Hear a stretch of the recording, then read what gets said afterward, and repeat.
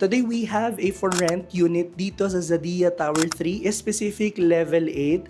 And i-explore natin to guys. This is 25,000 per month. So kung naghahanap ka ng malapit sa Technopark, malapit sa New Valley, baka itong condo na yung para sa'yo. So check natin. So pagpasok natin, we have a sink here. So kompleto na po yung gamit natin. Rice cooker, meron tayong oven, coffee maker, we have a range hood, no? Meron din tayong stove dito. And meron tayong storage dito, overhead cabinets. And sa ilalim may cabinet din tayo.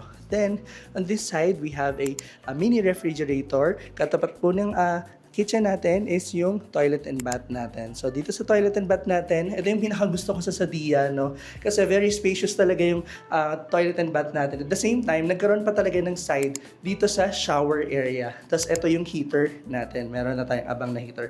At brand new na washing machine. So, ikaw yung unang titira dito, no? So, paglabas natin ng konti, no?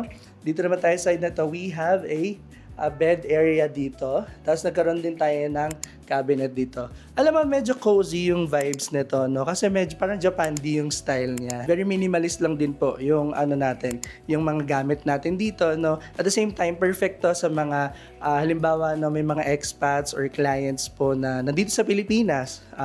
They want na mag-stay lang sila dito ng a year, no? Dahil pinatawag sila ng company dito. Ayan.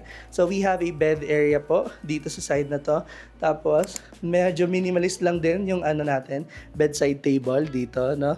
Then, dito naman guys, sa ano natin, sa balcony natin, we have a view of a clubhouse natin dito. Pero yun medyo nasa gilid siya na side. So this is our view kapag dito ka na nag-rent sa Zadia. Tapos guys, bago ko makalimutan, no, we have a abang na po or ready na po na air condition dito.